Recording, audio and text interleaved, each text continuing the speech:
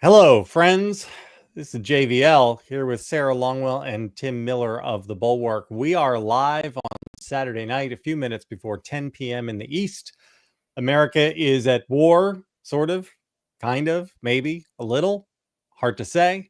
Donald Trump is going to speak to the country from the White House shortly. What we know so far is that American bombers flew some sorties against Iran, seem to have dropped some ordnance, some of the GBU-57 bunker busters, allegedly 2 per target of the 3 targets at Fordow, Natanz, and Isfahan.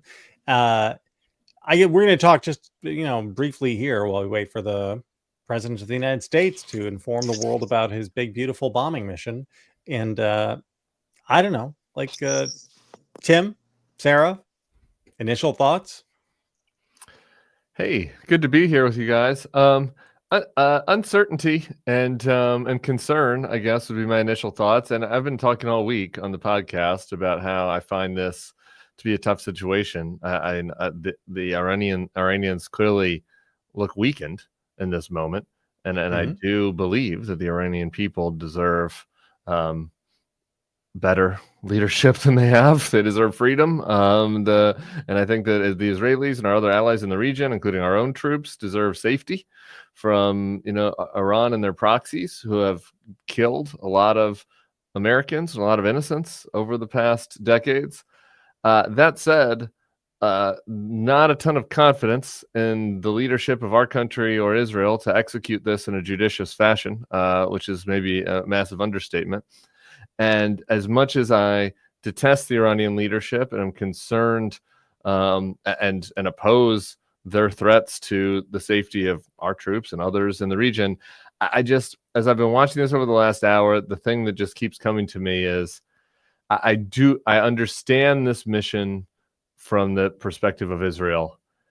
It's pretty tough, I think, to make the case for this that this is an urgent national security matter for our country. Like, regardless of how it turns out or what you think about it, I think the risks here are extremely high, and the risks of the status quo to the American homeland and to the United States were basically none, as far as Iran is concerned. And so I've got a lot of other thoughts, but that overriding idea, combined with the fact that he did this without any congressional authorization and did this in an unconstitutional manner, makes me deeply concerned about the state of affairs. Yeah, as our buddy George Conway said today, a smart and evil man, that would be Bibi Netanyahu, manipulated a stupid and evil man, that would be our President Trump, into war against a fanatical and evil regime. And I think that seems basically perfect, and maybe it'll all work out. Good things happen in the world. Maybe this is one of them. Yeah, sure. Maybe it'll all be great, and there won't be any blowback, and the people in Iran will be freer, and the overall temperature in the Middle East will go down, and this will turn out to have been a really great and wise thing for the president. And maybe the people of Iran won't be freer, though, because we did say it was not a regime change. Well, apparently the president called or someone from our side called the Iranians today and said that that's not what they're doing. So I don't know if Bibi's on that level, but So, Sarah, thoughts? Well, just to quick level set, like the first 25 years of my life, I'm in a closet right now. And so that's where I'm coming to you from. Kids are asleep in the other room. Look, this whole time, I'm usually pretty upfront. Foreign policy is not it's not where I go so deep. However, if there's one thing I know, it's that I do not want to be engaging in a war in the Middle East with Donald Trump as our president. It is one thing if you have a president that you think is steeped in foreign policy, that you think is of sound judgment, that you think is surrounded by a team that understands the seriousness of what's going on. But what we are doing right now, any move we make, it's going to be about Donald Trump. It's not going to be about America. And so I just have no faith. And it's actually a deeply uncomfortable feeling to have do not have the faith or the trust in America at this moment to be an actor that moves with good judgment. Yeah, I agree with all that, and just I want to add to it as we wait for Trump here. Our friend Robert Kagan, who wrote for the Atlantic this morning about the coming battle with Iran, I just think it made some very salient points about the domestic side of the Trump question. The idea of us going to war with Trump as president is not only scary because of his lack of judgment, but because of the types of powers that might let him rationalize taking illegally here at home. But here he Thank is. you Let's very listen to him. much. We'll get it on the back end. A short time ago, the U.S. military carried out massive precision strikes on the 3 key nuclear facilities in the Iranian regime: Fordow, Natanz, and Esfahan. Everybody heard those names for years as they built this horribly destructive enterprise. Our objective was the destruction of Iran's nuclear enrichment capacity and a stop to the nuclear threat posed by the world's #1 state sponsor of terror. Tonight, I can report to the world that the strikes were a spectacular military success. Iran's key nuclear enrichment facilities have been completely and totally obliterated. Iran, the bully of the Middle East, must now make peace. If they do not, future attacks will be far greater and a lot easier. For 40 years, Iran has been saying death to America, death to Israel. They have been killing our people, blowing off their arms, blowing off their legs with roadside bombs. That was their specialty. We lost over 1,000 people, and hundreds of thousands throughout the Middle East and around the world have died as a direct result of their hate. In particular, so many were killed by their general, Qasem Soleimani. I decided a long time ago that I would not let this happen. It will not continue. I want to thank and congratulate Prime Minister Bibi Netanyahu.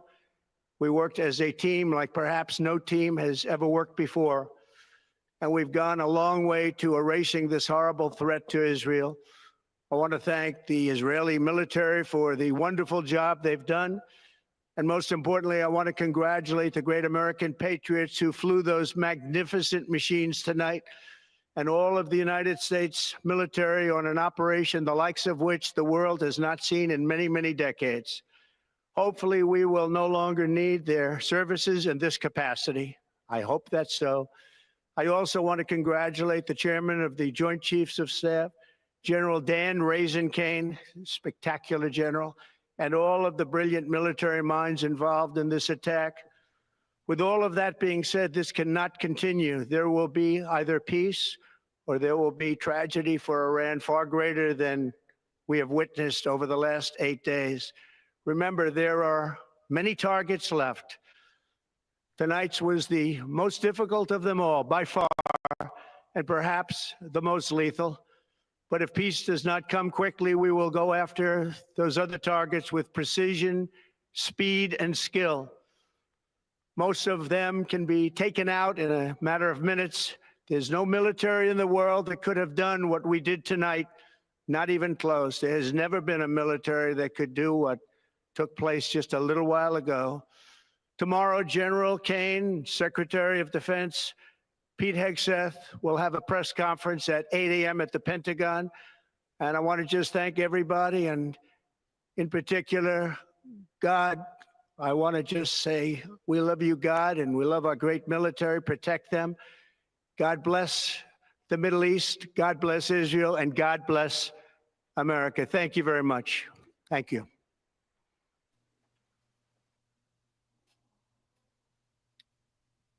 Oh, did we learn something there? How is this our fucking life? How is this real world? I don't even really know what to say. I have not a couple lot. of notes. Hey, can I just quickly ask, is the name Yeah. of the general done this? Is his name Raisin Kane? No, Yeah. no, it's not. No, it's not. It's just Kane. It's his nickname. Raisin is a thing they say, but Trump can't say his name without putting the nickname in, because that's why he hired him for the fucking job in the first place, was the nickname. Yeah, the other general that's big on this is Gorilla, but he calls him the Gorilla. So Yeah. there you go. We got Gorilla and Raisin King. I mean, I think the only thing of note here is Trump's claim that all 3 sites were completely and totally obliterated. that seems to me to be something that nobody could possibly know at this moment. I mean, these strikes happened hours ago. The Iranians don't even know if that is the case. So kind of interesting. The president laid down a marker of telling us what happened in terms of the current state of Iran's nuclear program and whether or not it is possible. I mean, because what he just said was those sites are completely and totally obliterated. And so the Iranian nuclear program is over. Yeah, TBD on okay. that. No Great. need to Sure. trust him. Good A news. couple other things to note. Less good news, maybe. There will either be peace, dramatic pause, or there will be tragedy.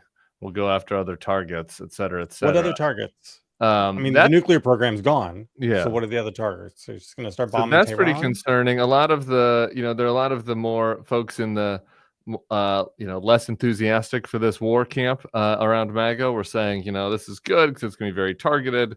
We're going just at the nuclear sites. It's a simple strike. This is not us getting to war. I mean, anybody saying that, like, that seems to be not the case. They seem to be considering expanding the war with Iran. I think that is that's he promised he noteworthy. would. He Yeah. promised he would expand the war and that the U.S. would continue attacking other targets, unspecified, if Iran did not sue for peace. Yeah. But again, what does any of that even mean? Right? Because again, I would remind people that 48 hours ago, the president said he was putting a 2-week pause on the potential for attacking Iran, and then he did this. It's like, I guess you could say, well, it's already the deal, or it was a head fake. It was also Iran Maskarovka is or not a something, proxies, but- right? If they're proxies in Iraq, for example, attack Right. a base, right? Does that count? If the Iranian, like, you can't trust the Iranians either anymore. You can trust Trump, right? So if they're saying, Sure. okay, we're here for peace, but meanwhile their proxies are attacking, American military sites in the Middle East, then okay, so what do we? It's a lot of a lack of clarity there. I also worth noting just a couple other things from that. That JD and Pete were there. People have been saying Yeah. Pete's been sidelined, but Pete is now going to have this press conference with General Kane tomorrow. Pete, all their faces were interesting. A lot of square jaws. Yeah, JD was trying to think thoughtful, make a thoughtful face. Hegseth, scary face. Marco, I think my soul is leaving my body face that he keeps making now. So I thought that was interesting that JD was there. We don't need to talk about the God, how he is pretending to talk that he cares about God, and he doesn't even know how to talk about it. We love you guys. It's something people that are faithful really say all the time. It's the thing we say. Hey, the thing that struck me is how much it sounded like the Soleimani press conference he held, right? Like, and this is, as we've been waiting for this to happen, it's always sounded to me like Trump is being pulled, obviously, by a certain part of his base and promises that he made, but Trump doesn't care about promises, right? He doesn't, and if he doesn't really need to get elected again, he doesn't care about his base. Trump does like looking like a tough guy. He loves saying, we chased him down like a dog, and it's that kind of language that he, obliterated. Like, this is not somebody being careful. It is the naivete about war and how it escalates is replete through his remarks, right? The idea of like, well, we did this and now there's peace, as opposed to the idea that there would be no retaliation as long as he just says don't retaliate or we'll do more. Like, I'm sorry, bro, that's what a war is. Like, that this is how you escalate into an ongoing fight. And for Donald Trump to have launched his political career in 2016 going after Jeb Bush because of his brother's wars in the Middle East, like, I'm not sure Donald Trump has done anything that is as much of an about face. Like, this is absolutely against everything he promised. It is against the coalition that he brought together, but it is who he is in terms of wanting to look tough like this. But we should all be terrified at the idea. And look, I would say under normal circumstances, if I thought that we had a well thought out military plan around engaging with Iran, taking out their nuclear weapons, like, okay, but I don't trust any of that. And there was nothing about that press conference that made me think, boy, somebody this is 100%.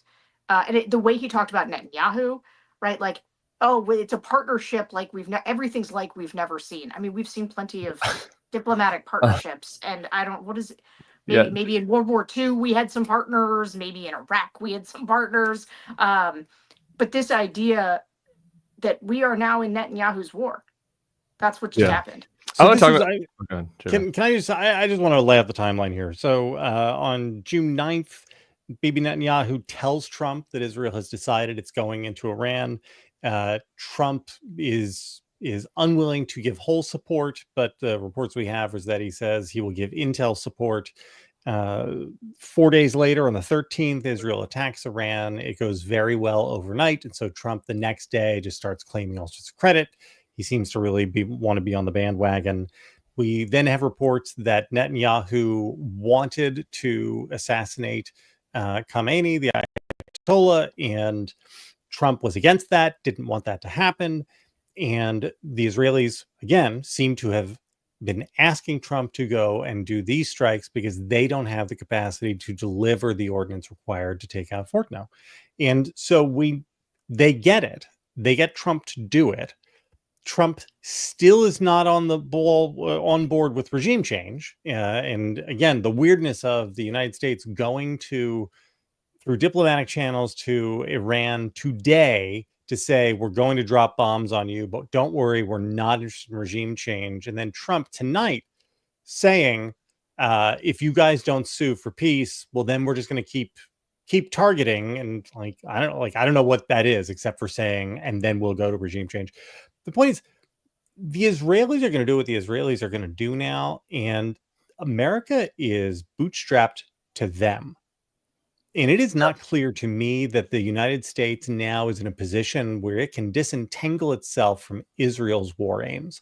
And maybe that's a good thing, maybe it's a bad thing. I'm just sort of saying that it is pretty clear that that's where we are. And I don't know. If the Netanyahu government decides that it's in Israel's interest to have regime change in Iran, then my guess is we'll have regime change in Iran, and America is now part of that project, for better or worse.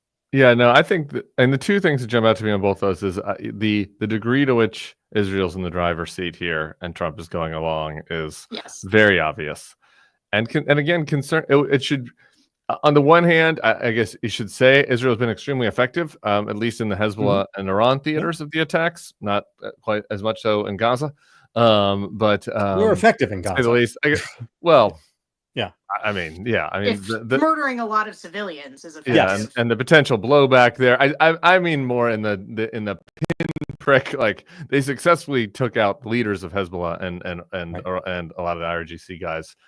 Quite effectively. So there's that to be said. But they also have much more significantly broader aims than what we've heard than the stated aims of Trump and the folks around him for what to do with Iran. And it's very obvious that Bibi and others want regime change in Iran. And like you're saying, so if they're going in and doing that, well, I mean, now we're part of that, whether we like it or not. And I think that's a risky, an added risk element to the escalation. But he's tonight saying that he's open to escalation and very much wants to do, is ready to do escalation. And that then to me also, in addition to the kind of degree to which Israel is in the driver's seat here, and we're along for this ride, which is concerning. Back here at home, on the congressional side, you could, maybe whatever, you have a defensible case that's we're taking out the Iranian nukes, and that's under my Article 2, Section 2 constitutional powers as the commander in chief. But tonight he's saying we might go and start expanding other targets. So there's a word for that, which is a war. A war is what that is. Not a strike, a war. And that is where you get into, I think, real issues on the Hill. This is not. You cannot plausibly say this is part of the 2002 fucking Iraq war authorization. And actually, just think about it for a second. Think about Hegseth there. Tulsi's not there. You got Rubio and you got JD. Normally, in normal circumstances, if America's in the driver's seat there's a war room. There's that, like people are together. They are alerting Congress. They are briefing Congress, Yes. Ultimately preparing Congress for a vote. It actually, if you start thinking about it, it is insane. He's not listening to Pete Hegseth. He's not listening to his DNI. So he's not listening to any of these people. There's no room of Americans that are coming together to make these decisions. It's like Trump on the phone with Bibi. He's not listening to his vice president because we know this is not JD Vance's bag. This is not what he wants to be doing. How do we know that, completely Sarah? Countered. Well, so I have not run this down, so I hesitate to speak about it. But, yes, fair enough. Fair enough. But this Tucker, there's rumors son that there's leaking leaking coming from inside the Vance office. Yeah. We don't have a confirmation JD yet. Vance thinks this ends his political career if he's riding with Trump on these things. He thinks he can't credibly be the person that he is if he has to. This is JD Vance had to do this thing this week where he basically said, like, we should give Trump some leeway. He's earned our respect, to give him time. This is not the outcome he wanted. No, So- just one. That's what Go ahead, Sarah go ahead. said, because you'd mentioned this in the green room, JV. I just want to make sure we don't lose it. In addition to the room of Americans that are not being briefed, Congress wasn't briefed, or the Democrats in Congress weren't briefed today. Yeah. Jeffries and Schumer. You're already seeing Democrats calling for his impeachment over this. I think Cast and AOC have already tweeted that, calling for his impeachment. So again, it's just like, and that takes you back to the Kagan article about how they're like legitimate concerns where you have an aspiring authoritarian that they use a war, or God forbid there's a terrorist response to the war. They use an emergency to take more emergency war powers to, continue to expand control in the executive. So I think that that domestic side of this thing is really fraud as well, and it's insane that he didn't, that Hakeem the Hakeem Jeffries of the Democratic leaders in the House or Senate weren't briefed on it. It's absolutely insane. So I want to ask you guys, and we have not yet talked about this, but maybe I'll just open it to bidding. Would anybody want to take some action on the question of whether or not there will be a split within MAGA over this stuff? Because my view is that all of these people who are peaceniks in MAGA, they're going to turn on a dime.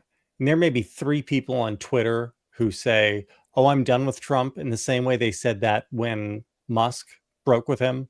And then once Elon turned tail, they were back on the MAGA train. I just think that the idea that these people are doves and that it's America first is so lightly held and absolutely has nothing to do with policy, and is just post facto rationalization for why they like Trump, that they're with Trump no matter what. And that there's not going to be JD Vance might pay for this at some point someday. I would have Donald Trump agreed with never like pay a for this. much lighter version of that case than you just made. Yeah, and I think that I do not think that there will be a big fissure. I do think that basically MAGA will rally around Trump, and you're already seeing like the absurdity of all this. Like Charlie Kirk was like literally tweeting thank you JD Vance and Tulsi for representing MAGA, like, and preventing this 3 days ago, to like today being like, thank you Mr. Trump for your beautiful attack. It's like these hacks are going to do that, and I think that the majority of the MAGA base will go along with whatever Trump says, unless. And look, we haven't really, we've all kind of danced around a little bit about some of the risks and concerns and things we're worried about. But like, you look at this today, and I think American troops in the Middle East, like what feel like the ripest targets right now for Iran, right? Like Israel has an Iron Dome.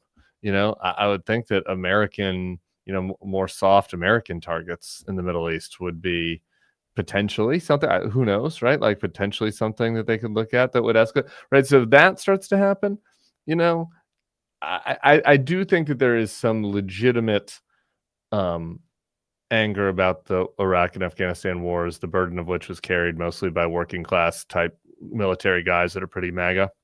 And I think that if this thing spirals, that it will become a major problem for him. I do think that. Yeah, I mean, JVL, this is a big it depends. And a lot of it depends on, like, okay, do we think that what is happening right now, are we being slow walked into a war? Because I think that, JVL, you're right, people will defend him, maybe in the short term, being like, look, Trump took out these nuclear targets. We don't have boots on the ground. Like, you're right that they will always look for reasons to defend him if things go okay. The first time they hit an American embassy in one of these other places, and we have to take a next step, the first time, if we do get to the point, and that's why I think you can't make this calculation right now. I could just say, like, if it does escalate to the kinds of places it could go, it's not that just that it fractures the MAGA coalition, but that's the kind of thing that ended George W. Bush's, his popularity. Ultimately, it did a lot to hurt Obama. It did a lot to hurt Joe Biden, just pulling out of Afghanistan in a way that looked chaotic. People just don't like this type of thing. And if Trump does it too, no, Man, I think Trump he will is good pay at that price. stuff, though. Trump is good at that stuff. He's good at coalition management. We'll see. I do want to, we shouldn't totally discount the possibility that this really does all work out. Like that's a Yeah. thing that could happen, right? It could be that Iran has turned out to be a paper tiger. The way in And which Assad totally Hezbollah- collapsed in 2 days. So Right. So, Assad collapsed. Hezbollah was shredded. The initial strikes against Iran by Israel seemed incredibly effective. Even if they didn't completely and totally obliterate these three sites, certainly the timer has been reset on the nuclear program from Iran, and a lot of damage has been done to it, and that can has been kicked down the road.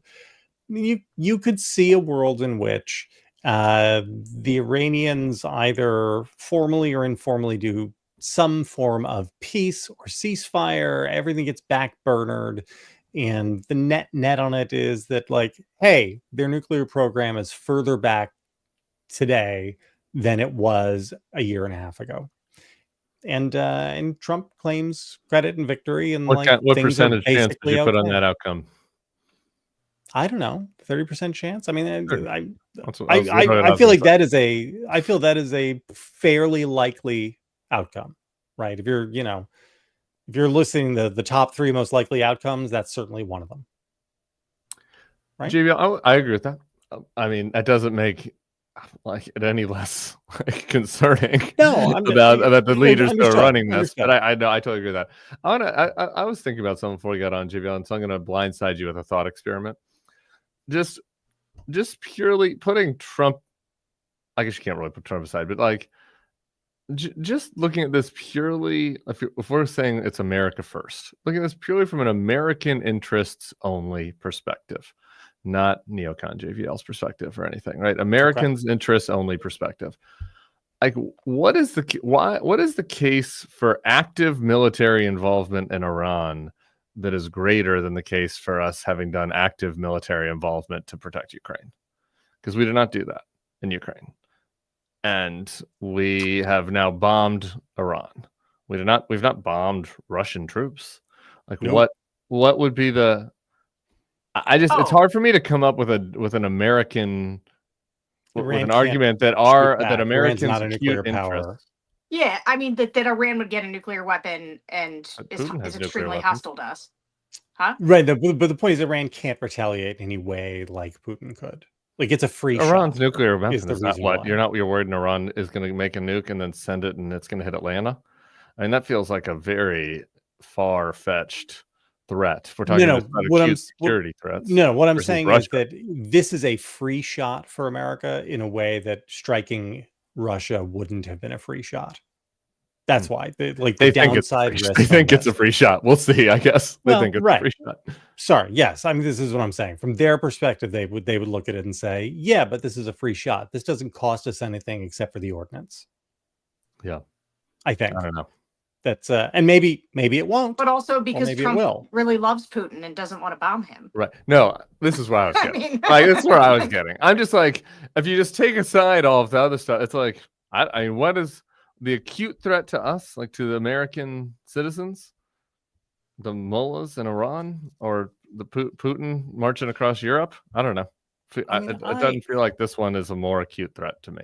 I have a lot of worries at night. I wasn't worried. I mean, again, I don't love. I oppose the. If we can take out their nukes with no ancillary issues, great. But like, I don't wake up. I don't have issues sleeping at night because I'm worried that the Ayatollah's coming for me. Like, it's not an acute national security. No, but I mean, look, I do not think it is a heavy lift to explain why Iran's nuclear program is a threat to vital interests of America. Like I think that's, it just clearly is. And it is good if it is delayed. It is good if it is destroyed, et cetera, et cetera.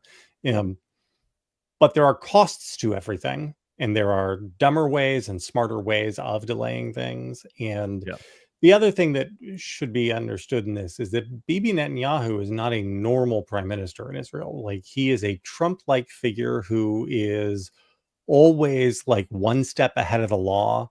And so he has domestic political considerations, perhaps, driving much of what he does, right? And so we are, again, we are now roped to the domestic political considerations of Bibi Netanyahu in ways and that is honestly, if I thought there was going to be any daylight within MAGA, it'd be that, because there are some people in MAGA who you may not believe this, but they don't like Israel. Boy, howdy, do they not like Israel. And I do wonder if some of those people will really chafe at the idea that Donald Trump has become Netanyahu's errand boy. And this is JVL. I just on this particular point about the Trump coalition, like, Trump's majority coalition is still a very narrow, it's a plurality coalition, and it's just a narrow one, and so, like, the idea that there would be nobody for whom these moves would be the kind of thing that send them running for the hills, I would not understate.